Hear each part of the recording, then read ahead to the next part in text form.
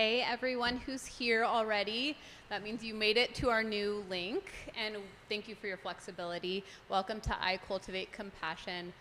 We're so glad you're here. This is, 7 months behind schedule, but we're here, and we made it, and we're so glad. So we're going to start in about 5 minutes. So go ahead and grab a snack, grab a drink, whether you're at a watch party or by yourself. We're so glad you're here. Grab those items. And then if you can pull up the PDFs that were sent in the original email, so the one from this morning, those are going to be helpful throughout the evening together. So find those, whether you printed them or just can reference them on your phone. That'd be great. And we'll get started in just a few minutes. Thanks.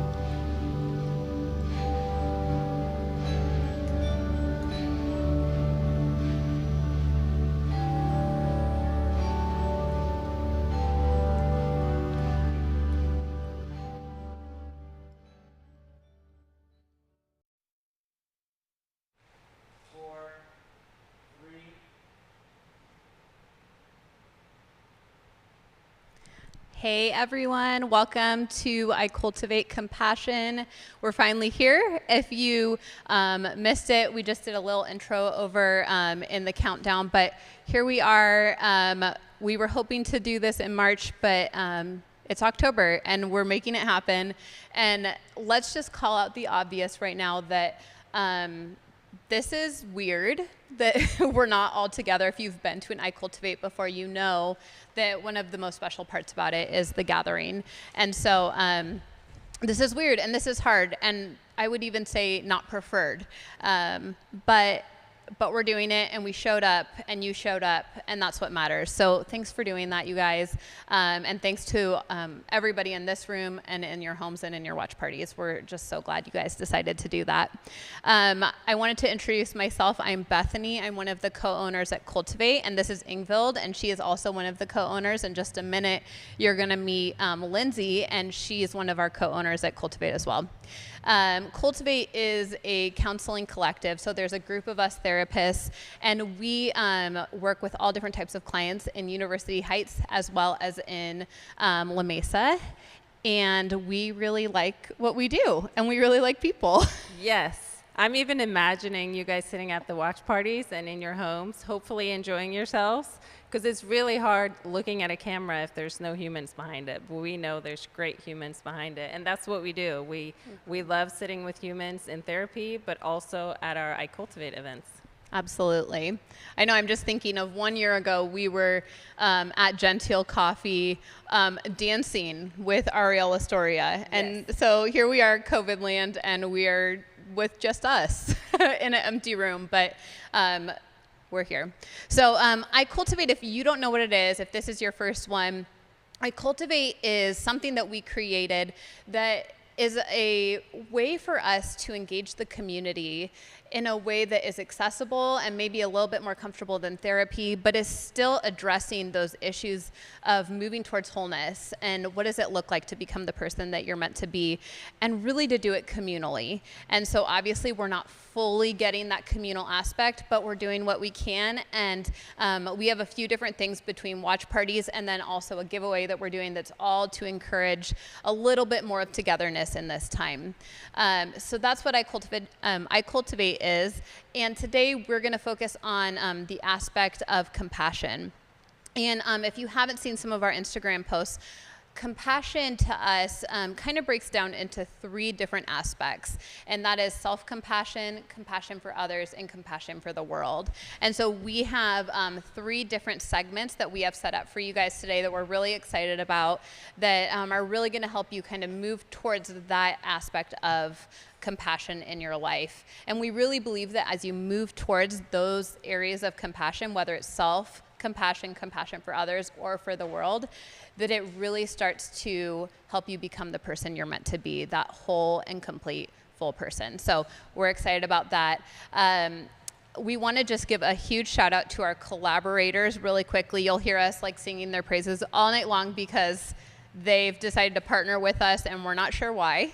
I know, they're so generous with their time Yes. and all of themselves And their by showing up. talents and everything. So we have Kate here doing photography. We have Shameen here, who's going to be sharing about her nonprofit. Of course, Christine from Dear Survivor, who is going to be our main speaker at the end.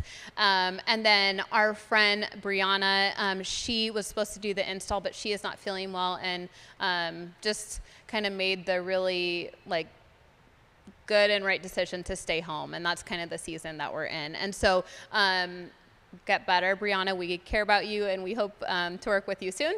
And then to our friend Gina over at Leo Nails Wellness Spa. Saved the day today with letting us borrow some of her install pieces. Yes. Oh my goodness. Thank you so much. Yes. So all of these beautiful pieces behind us that you see are from Gina, and we texted her at 9:30 last night and said help. And she responded immediately, because So that's rad. who she is. So give her some love. Thank you, Gina, from Leo Nails and Wellness over in North Park. So those are our collaborators here today, and we're just so grateful. You'll be meeting all of them throughout the night. And you mentioned the giveaway, and we're going to give you a $100 gift card to Dear Survivor. which is very exciting. If you haven't looked at their Instagram and looked at their things that they have, please go and take a look. And I'm sure she'll share more about it as well. But all you have to do is take a picture of yourself watching the event, whether you're home by yourself, whether you're traveling, whether you're driving and watching the event. Be careful. But please take a picture and tag our collaborators. Yeah. And that's Dear Survivor. Let me make sure I get them right. Kate Aroth, is that how I say that? Maybe. I mean, you can ask her. She's I right know. there. It was perfect, she said. And then what's the last one, the third one? Is there one more?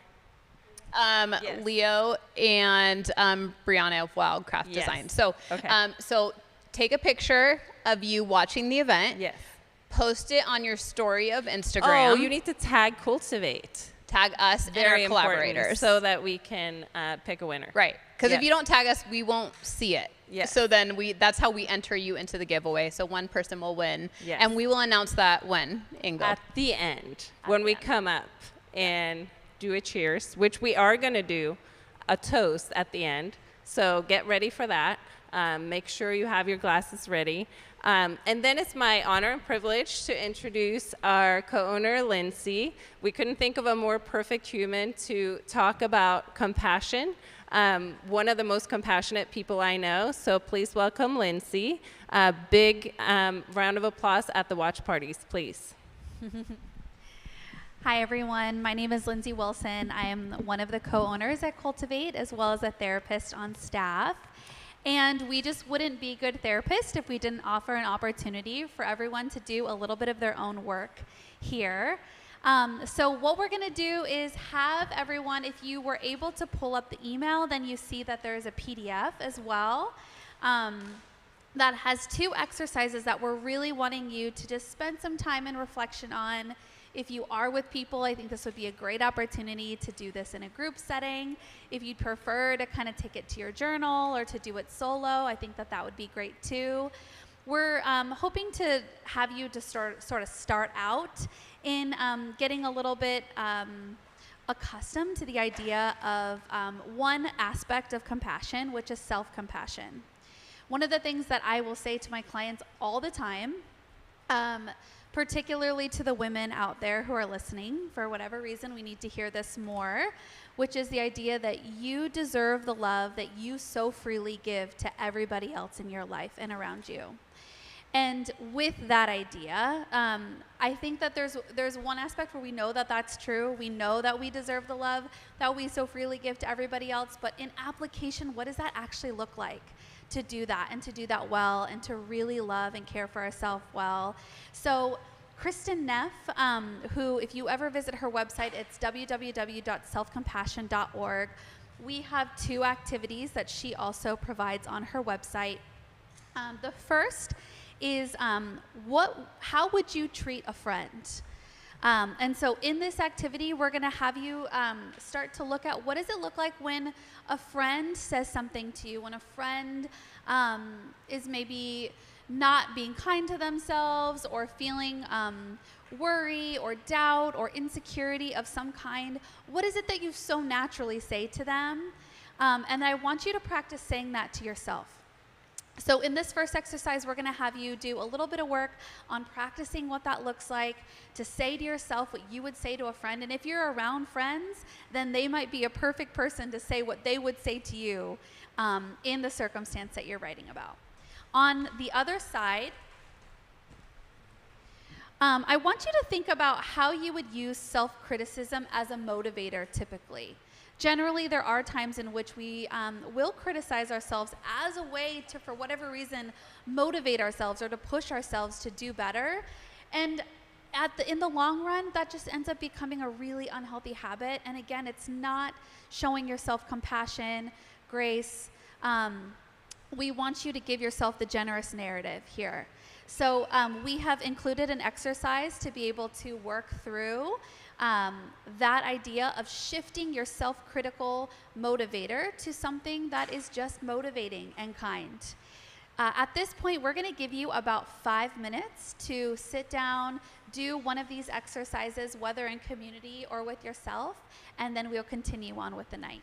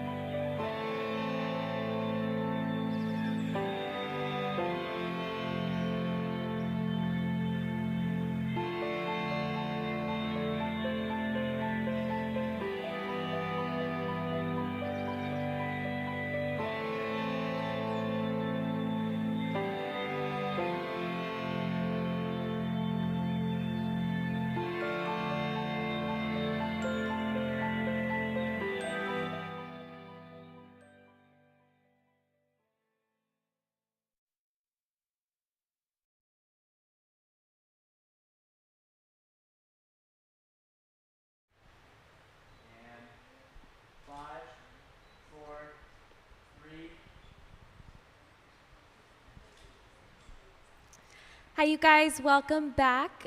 We hope truly that that exercise was life-giving for you. We hope that there was some pretty incredible insights that came from that time. My name is Emma Mitchell, and I really just have the privilege and honor of hosting this next segment as we shift from compassion for the self to compassion for others. So I want you guys to picture that we are, at this point, kind of moving one circle out. Right? We're kind of learning how to have compassion for ourselves. And now I want you guys to think about how to have compassion for the people that you do life with. So we're thinking about the people in your neighborhood, the people in your communities. And when we thought about this time in this segment and our hopes for it, we really thought how better to steward this conversation than to find someone who's already doing this really, really well. And so thus begun the search for our collaborator. And so I'm sitting here right now with our collaborator, Shameen Linton. Hi, Shameen. Welcome. Thank you for having me. Yes, I will say our collaborator, but also my new friend, because we've had a lot of laughs so far today. Shameen, thank you so much for being here. Like I said, we're talking about compassion for others, and Shameen does this so well. I have had the honor to sit with Shameen a little bit, to hear some of her story, to see her nonprofit, and so she is going to be taking us into her world today. So, Shameen, I would love for you to just start by sharing a little bit about yourself. So, who are you? Who is Shameen? Shameen, I am a servant leader. I am a mother. I'm a friend. And I'm a provider. Yeah, those are such beautiful words. I love that. I also absolutely agree. From the small amount of time that I've gotten to see you, you are all of those things. So thank you again for being here. I would love for you to take some time to explain what you do. Right? You own a beautiful store and also a beautiful nonprofit called Shariah's Closet. So why don't you kind of take us into that world? How and why was Shariah's Closet born, but what is it for people who don't know? Okay, Shariah's Closet is a grassroots nonprofit. It provides free emergency clothing to anyone that has a need. We work with 45 different social service agencies such as victims of sex trafficking, domestic violence, people that are in transition, and we're here to provide service with respect, dignity, and quality clothing. Yes. Yeah. I will say, too, as part of kind of our preparation process, I got the honor to actually get a tour of Shariah's Closet, which was pretty amazing. Words cannot really express just the experience that you have even walking through your store, right? One of the things that I noticed instantly, and if you ever take the time to jump on Shameen's website or check out any of her advertising, one of the things that you will see are butterflies everywhere. That was the first thing that caught my eye as I walked through your store. I heard wind chimes and I saw butterflies everywhere. And I think that the story of butterflies for you is such a perfect example of some of the things that you stand for and that you believe in as a part of Shariah's Closet. So tell us about butterflies. What is the symbolism for you? So the butterflies for us represent hope, peace, love, dignity, and respect, which thinking about the person holistically, it's hard enough to ask for help, right? So if you're going to ask for clothing or you're referred to us for clothing, you want to really feel that someone cares for you. Yeah. So we prepare each bag personalized for that individual. And in addition, we put personalized notes in every bag that is sent out. Yeah. The amount of just like attention and love and honor that goes into these donations, it's seriously unlike any store or nonprofit that I have gotten the privilege to see. And so I'm not sure that people really understand, yes, you own this space, but you are always on the clock, right? Like you are actually, you're working constantly. And I think the perfect example of this is I ended up meeting Shameen for a meeting just so we could kind of process this collaboration. And I actually walked away feeling like I got to shadow you. Yes. Right? Because the clock is always on for you. So kind of thinking about how much sacrifice, but also, right, like how much just love and beauty is a part of this process for you. What do you feel like is the most rewarding piece of this work? This, I feel like I'm walking into my passion. I'm living a childhood dream that is a reality, and I get to share it with my community. I get to care and love for people, love on people. Um, in my belief, I feel like kindness, compassion, and empathy cost nothing, but it means everything, and we translate that through clothing. Yeah, it was so beautiful to see you again, not just as a business owner, but as a human, right? Someone with so much empathy. I think in the short time that I was there, I got to meet some social workers. I got to meet individuals who truly were just coming right for specific clothing needs or supply needs for themselves or for their family, and just getting to see you interact with them with so much compassion, right? It truly showed, I think, your heart for this cause. And so what we're talking about today is compassion for others, right? The importance of having compassion for people we don't necessarily know, but people who are in our community, right? So part of the reason we partnered with you is because you are in our community. Our offices are in La Mesa and in University Heights, right? And you are doing this so, so well. So what does it mean for you to have compassion for other people? So I can walk in my closet and pick out whatever I feel like wearing. Unfortunately, there's people in our community that don't have access to that or have that resource. So I like to think of Shariah's Closet as that place of hope, that place of refuge, that place that you can walk in and know that you'll be taken care of, no questions asked, regardless of your situation, your circumstance, or your background. Um, it's a walk-in closet for our community that may be struggling with financial hardship, clothing insecurities. We're here to serve, not to judge. Yeah. One of the coolest pieces too about your story is right exploring the dream of how Shariah's Closet even came to be, right? You talk about how it was kind of this like fantasy or childhood dream that you had. Can you take us into that story? Yes, absolutely. So I was born and raised on the island of Jamaica. Jamaica is a third world country, and growing up in that environment that I grew up in, I was taught kindness, love, and compassion from my grandmother. So, is if we grew potatoes, I was raised on a farm, so chickens, cows, and goats. So if we grew potatoes, we were sharing that with the whole community. So whatever you have, you share it, and you share it freely, right? So the same concept growing up with clothing insecurities, coming here and seeing the same need in my community, I choose to be that change. And you truly are that change, I have to say. You are doing such incredible work. And what a year to do work like this, right? I mean, 2020 has been challenging and hard for all of us in really unique ways. But I think about our small businesses, I think about our nonprofits, and what a year. Yes. So really, honestly, Shameen, what has 2020 been like for you, and how has it impacted Shariah's Closet? Oh my gosh. I mean, along with Shariah's Closet, but just businesses and other nonprofits across the board with COVID, the pandemic, everything that's happening around, just Black Lives Matters and everything. Shariah's Closet has experienced decrease in funding as well as increase in the need. So just to give you an idea, we've been established since 2013. We've helped over 12,000 individuals. Last year alone was 3,000 people for the year. This year, we're not even in November yet, and we're already at 2,500. So the need has definitely gone up, and there's not a lot of volunteers coming out to support or a lot of funding coming in. It costs approximately $2,500 a month to keep the doors open at Shariah's Closet, and it is challenging. Yeah, I remember you sharing this as we were there.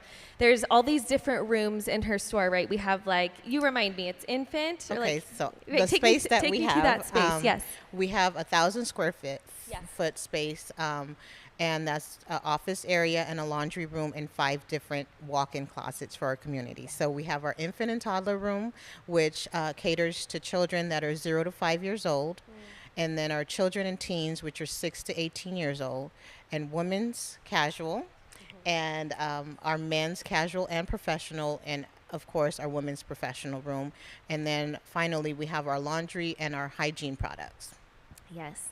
Again, I got to walk through all of these different spaces, and one thing that really struck me is you mentioned the professional categories this year. What a unique problem to have, right? Because there's so much need for professional clothing. So many people have been out of work this Displaced, year, yeah. right? And then now, right, people are doing Zoom interviews, they're needing professional clothes, and so COVID has absolutely kind of wiped you out in the best way, right? Like, people need donations. So many Absolutely. donations, and funding is so limited. Yes, Right? it is. It is. It is a challenge. Yeah, yeah. And again, I think it just proves your resilience and your strength that you have showed up continually day after day. Probably weeks where donations were a little bit weak, weeks where you had a ton of people in need, Yes. right? You show up for them. And actually, there has been times where special circumstances or cases that come through where we don't have that, let's say, brand new underwear to provide to someone that needs that. Then I'll go out and purchase that just so Out that of your person- own, right? Yes. Out of your own funds. Sometimes you Absolutely. will buy donations for. And that's what Shari's love Closet. is. Yeah. That's what compassion is. That's what kindness is. Yeah. And not just is living it and really taking yourself outside and thinking about that person that you're serving. Yeah. I hope that you guys feel inspired kind of hearing Shameen's story. I know I feel so inspired. You have accomplished so much with Shari's Closet already. You mentioned opening in 2013. Yes. Right? Okay, so many years just of beauty, of courage, of compassion. And yet I know you have really, really big dreams for Shari's Closet. So take us into that. What is your dream for that space, for the vision? Okay, so in a perfect world, my dream would be to have something like a warehouse style place where I could convert each, kind of like how it is at the closet right now, the 5 rooms. But in addition to that, provide haircuts, hairstyling, what to wear, what not to wear, to an interview or, just to work. Just helping and collaborating with other programs that are doing the same service. So connecting and bringing that holistic approach to those individuals that need it. Yeah. Well, we would love to champion you and support you in whatever way that we can. When I think about our team and our hope for this specific segment, we wanted to, hopefully inspire you guys. I hope that something in Shameen's story really resonated with you. But we also wanted to give you guys an opportunity to actually live this out, to actually show compassion for others. Someone someone like Shameen, who you may not actually know, but who you're kind of doing life with, right? Shameen is in our circle, she's in our community, and she is doing this so well. And so, hosts and anyone who's at that watch party, this would be the time for you guys to grab some of those PDFs that you have in your goodie bags. You can also access them online in your emails. And we are actually going to go through a giving exercise together in real time. So all you are going to need is your cell phone. Shameen could not have made this easier for her business, right? But we want to give you guys the opportunity to really live into that compassion, right? That sacrifice, that love for someone other than yourself. And so what I'm going to have all of us do, and we're going to give you guys a couple of minutes to kind of go through this process, but I'm going to have you guys pull up this little bookmark. It has a QR code on it, and so it should be printed in your books, but also you can access it online. And so what you're going to do is you're going to take your phone, and if you guys have used a QR code before, it should be super easy. Just hover right over that QR code, and it's going to take you to Shameen's PayPal link. Okay, and so this is our opportunity to bless Shameen, to champion Shari's Closet, and to just support you and your vision and the people that you are loving in whatever way possible. And so we are asking all of you guys, myself included, to give whatever you can, but to give something, right? Acknowledging that this is an exercise to love and to bless someone else. So if that's $5, what a gift. If that's $10, how amazing. If you guys do not have a PayPal account, which some of you may not, takes just a couple minutes to create one, or chances are someone in the room that you are in right now has a PayPal account. So if you want to have that person donate on behalf of the room, and then maybe you guys Venmo them or Cash App them, whatever you need to do. We wanted to do whatever we can to really bless Shameen, right? And to really set her up this year in 2020. So we're going to give you guys a couple of minutes right now to pull out your phone and do that before we move to the next exercise. But Shameen, thank you again. Such an honor, such a privilege to hear your story, but thank you for giving us your time as well. We're so appreciative. Thank you so much for having me. Yeah. And every dollar amount that is donated will go directly to our community, to those that are in need. You can watch the YouTube videos, see the testimonials, come into the location, take a tour for yourself to see exactly how we're blessing others. Thank you. Thank you.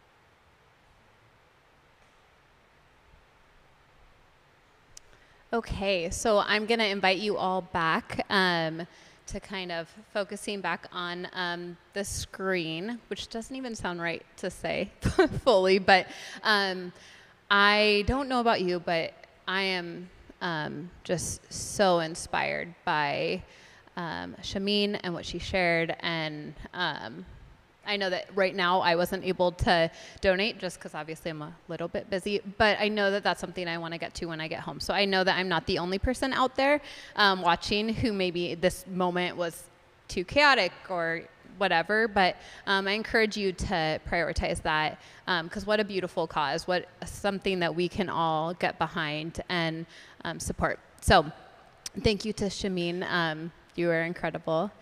So as we move from self-compassion and then we kind of move outwards to compassion for others, next we're going to talk about compassion for the world.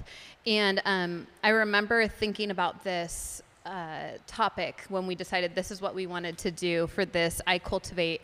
And I'm not even lying to you that the first person that came to mind for me was Christine Howell from Dear Survivor. And the reason is that she is a person who, just to say it bluntly, like puts her money where her mouth is. She could be like making more money and making more profits and all the things, and she chooses to love the world and be like caring to the people that she works with, to the environment, and even to working with nonprofits over making a profit. And I think that's incredible. So we are so excited to have her here. Two quick things before I introduce her up. One, I know that some people were here late because we had a link situation. So if you were here late, I just want to let you know we're having a giveaway for a $100 gift card to Dear Survivor, which I wish I could win. So here's how you do it. Take a picture of yourself watching this and post it to your Instagram story, tag us, and tag our collaborators, and you're in. And then we will be announcing that in just a few minutes after Christine. So just wanted to let everybody know because I know some people were late.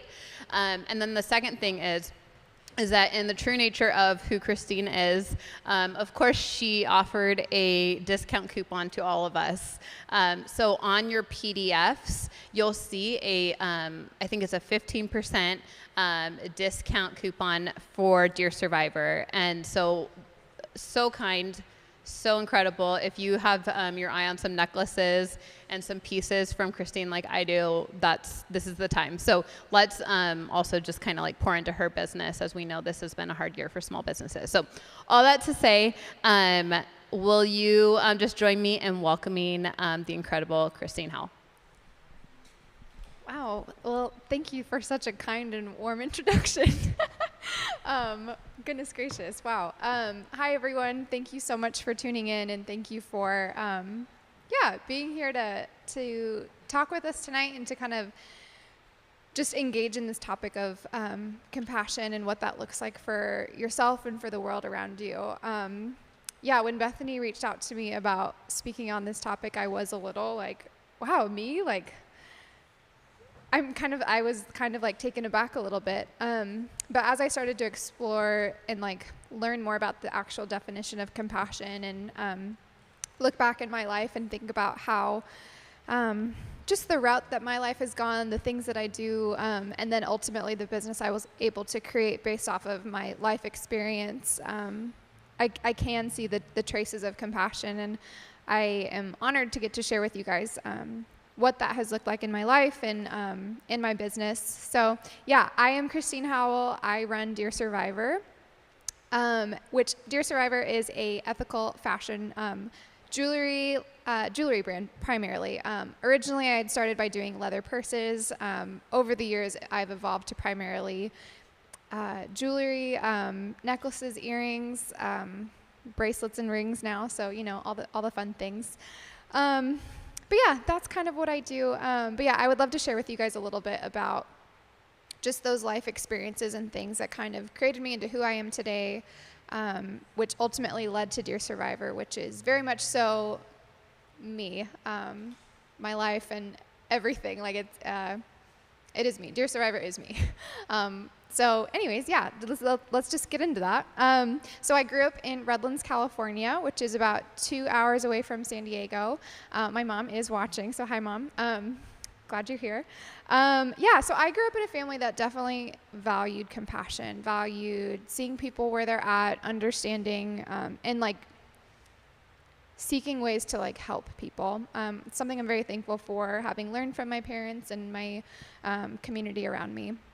So when I was graduating high school and looking to go to college, I really had no idea what to do. I knew that I loved fashion, I loved art, I loved design, everything with that, but that was always something that I felt like I couldn't really pursue as a profession.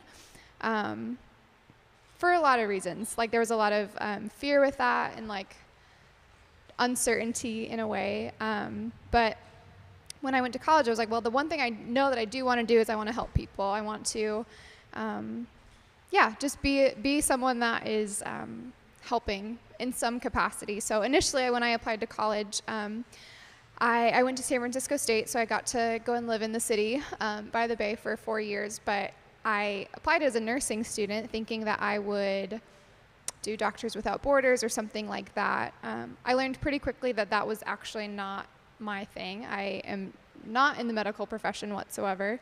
But I decided eventually that I was going to study sociology because everyone had said, like, that's a great route to go if you want to do nonprofit work. And I love nonprofit work and was like, okay, great, let's go and do that. So that's kind of like when I was in college, kind of what was going through my head. And as I was deciding like what career path I wanted to take, those were the things that I was processing. And as a sociology student, I started to, through my classes and stuff, there was a lot of talk of like human trafficking, modern day slavery. So that was kind of like the area of interest that I geared my research, my my studies I geared towards the topic of human trafficking.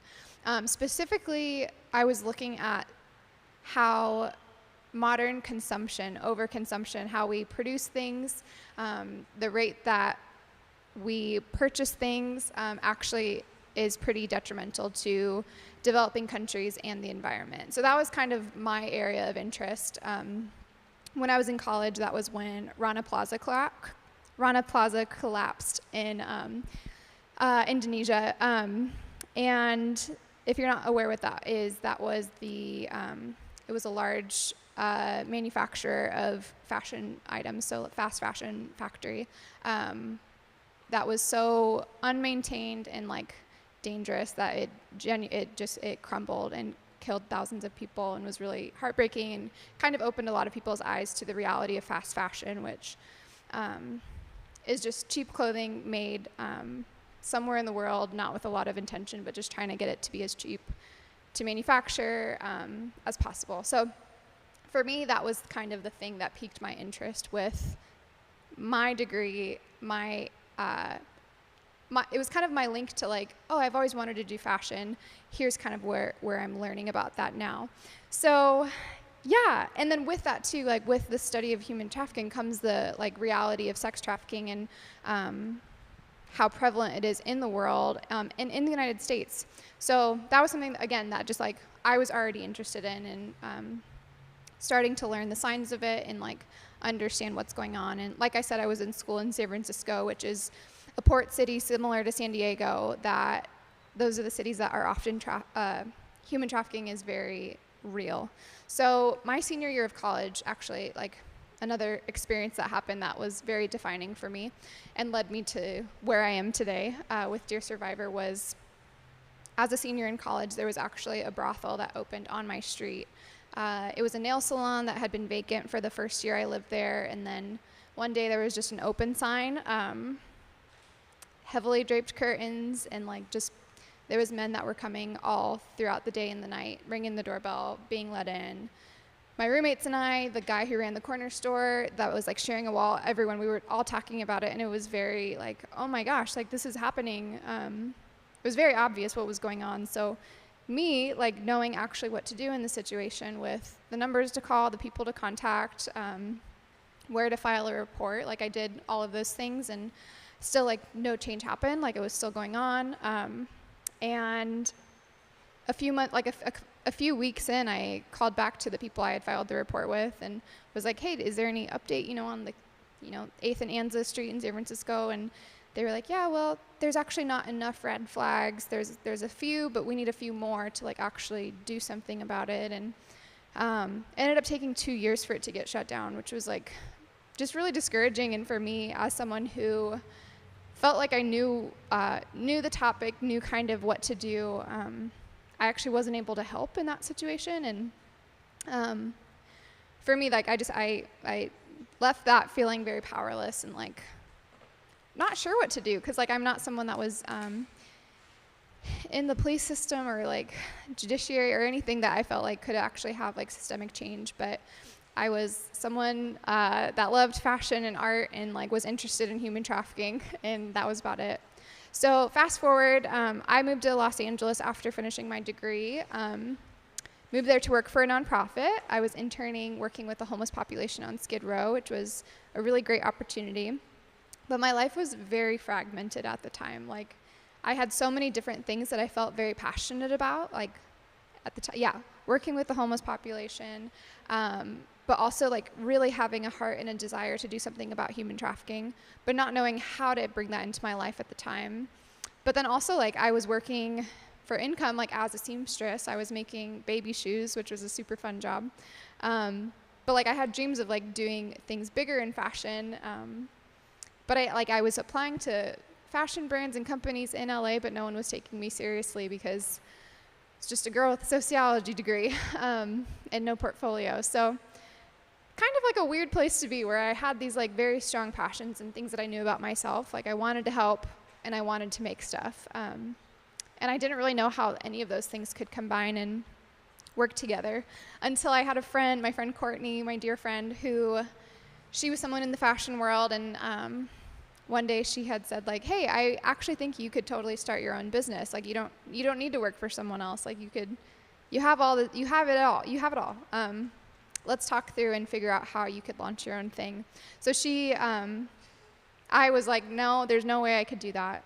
But she was like, just think about it, spend a week, try to come up with a business name, come up with a couple of product ideas, and see where that leads you. And I went home from that meeting and just like, it was like a lightning bolt. Like it just hit me and I was like, wow, I can have all of these passions that I've had for so long that have felt fragmented and confusing and like they would never align, actually can come together in this amazing way. The name Dear Survivor came to me that day. And then it just like, everything came together. I was like, okay, I want to do everything ethically. I want to make sure that all my suppliers are good. My manufacturers are good.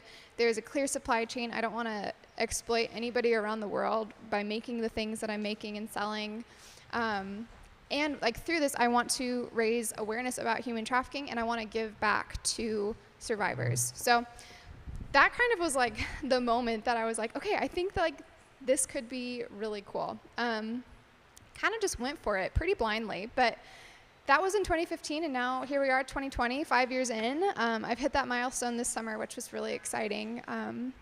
And it is really amazing to like look back and see how those life experiences have actually helped me figure out how to cultivate compassion for the world on a larger level through my business.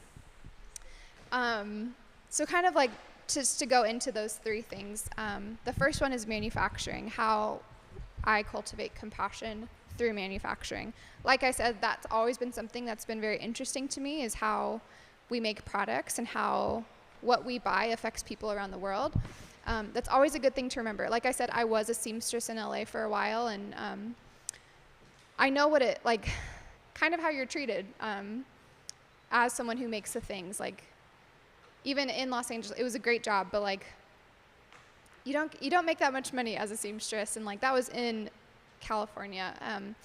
And so just like knowing that the people who make things around the world, and just remembering that the things that we buy, the food that we buy, just everything has been touched by someone's hands, and like it's just really important to value people. So for me, that was something that I was like, I just want to value the people that I work with. So for so long, that was just like, I've been the one making my things for forever, until 2 years ago, I started working with a when I was ready to like produce on a larger level, I found a nonprofit up in Seattle called Refugee Artisan Initiative. They're an amazing group of women. They have this whole network of immigrant and refugee women who have come from around the world who were formerly artisans in their home country. So I send all of my pieces up to them, all of like the my leather and just different stuff for them to assemble and put together and to create my jewelry out of. And it's really amazing because they're, for me, like the ideal partners, because I wanted to empower people through my manufacturing process, not just get by and make something. I wanted for that component of my business to be that other piece of how to like uplift someone. So love working with them. A lot of them have young children, and just being able to work from home is super important. So love Refugee Artisan Initiative. They have been a huge honor to work with. The next is just like materials. I am very conscious of the materials that I work with. Part of cultivating compassion for the world, I believe, is also cultivating compassion for our planet. Being mindful of the resources that I use. I'm not,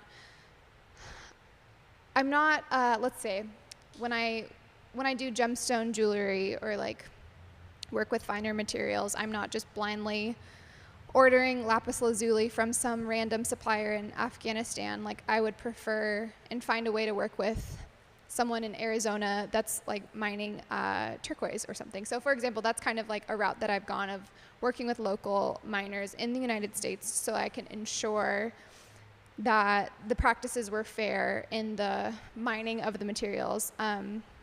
And now, in the last 2 years, I've transitioned to being a sustainable brand, meaning that I work with a lot of recycled material. So kind of my signature earring that probably you guys know me for is like a leather earring, which kind of I developed. I did leather design for a long time, leather goods, and noticed how much waste there was in that industry specifically, because when you cut the hide for a purse, let's say, there are so many random offcuts and weird pieces that just don't fit, and a lot of the time factories can't really do anything with that. So I decided to contact and work with a factory in Los Angeles that makes beautiful handbags, and they let me know when they do a big production run and have like a large pile of scrap after the fact, and I go up to them and sort through it, pick through the colors, and buy it from them by the pound, and ultimately that becomes our earrings, which is super cool. And then furthermore, all of like my metal pieces is all like recycled brass, recycled gold, because yeah, it just is genuinely very important to like care for our planet and like think through the resources and what waste I am creating as a designer.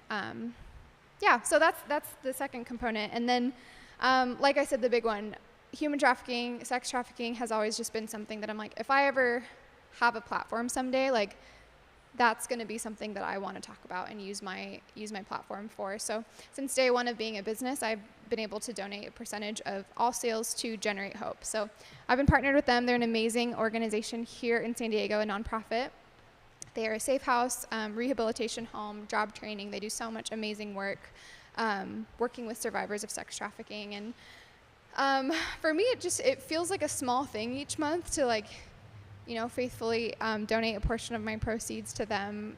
But looking back over the years, I think it's around like $30,000 that we've been able to donate, which I don't feel like that was a me thing. I think that's an all of us. Everyone who's supported and bought from Dear Survivor, you guys are the reason we've been able to do that. I've just created this space for us to do that together. So I just can't thank you guys enough for being a part of this brand with me. And I realized that like my life, my skills that have always felt kind of random to me and my passions that felt disconnected actually all came together really beautifully, and it's just kind of worked, and it's been really an honor to get to pursue this and create a business off of this and help in the ways that we can. And I would just encourage anyone who's not sure of how to cultivate compassion for the world, just to look in your life, look at the things that you're already passionate about and the things that are around you, and kind of like go from there. Because for me, that's kind of what it was. It was like, I just want to help and I like making things, and it doesn't feel like those two go hand in hand, but here we are. And I can't thank you guys enough. And Thank you so much to Cultivate and the ladies here who invited me to be a part of this. And yeah, thank you. Thank you, Christine. Wasn't she great? She was amazing. That's so cool. That was worth waiting a really long time for. 6 months for sure. I would More. wait. I would wait 6 more months if I needed to. Good.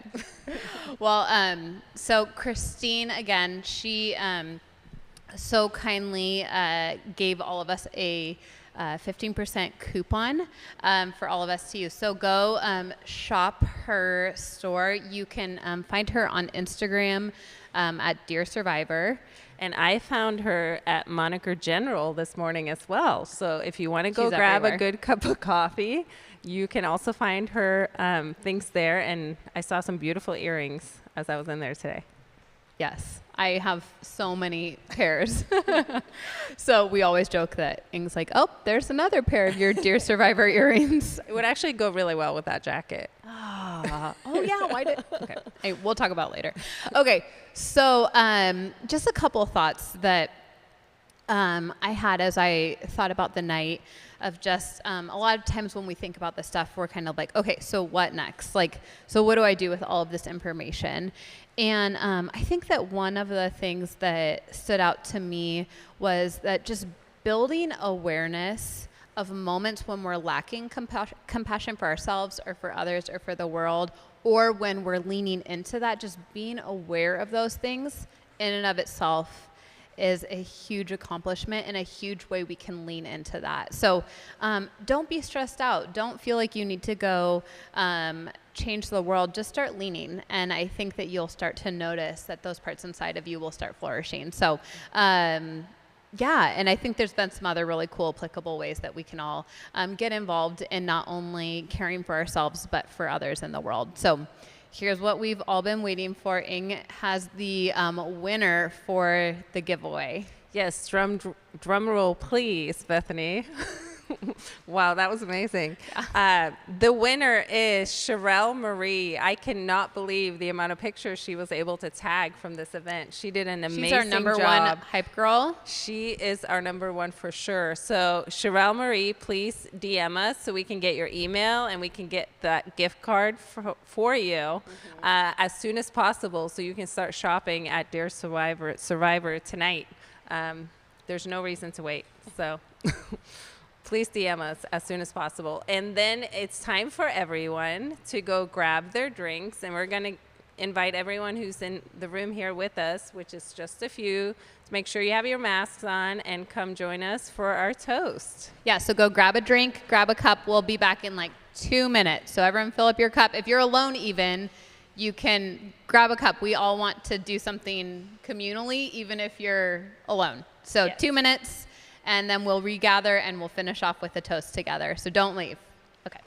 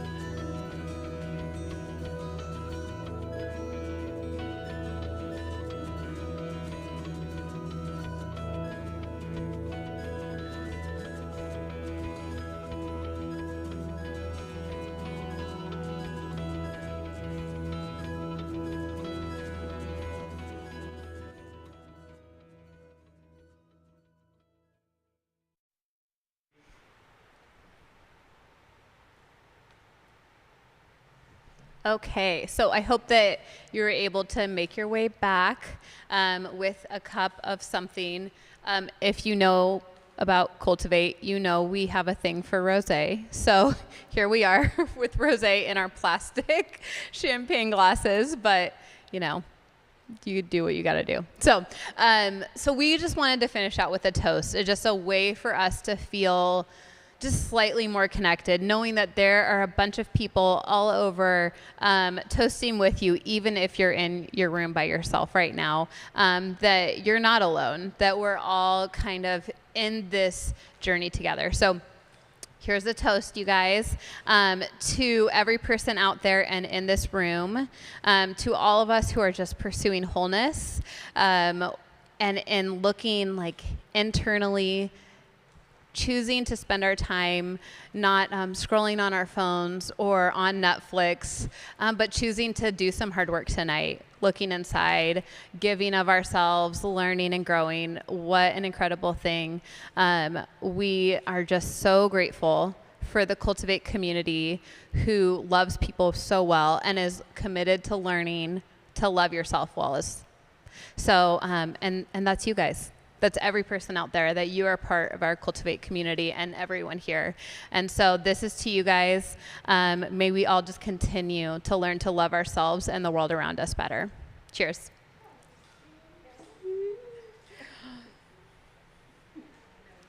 And Kate's going to come up. This is Kate, our amazing photographer. She hasn't gotten to be in anything either. She's the best. Yay. All right, guys. Well, this was really rad. I hope that you'll join us again. We are going to do this again in 2021. No idea what it will look like. It could be here again. We could just replay this. We have no idea. But we're going to do something because being together in whatever way that is matters. And so you showing up matters, and we are so grateful for that. So thanks for being here. Feel free to share this video with any friends. And feel free, too, to share Sharia's Closet with anyone who might want to donate. We really want to just help that nonprofit just thrive. And please check out Christine's business as well. Take care, guys.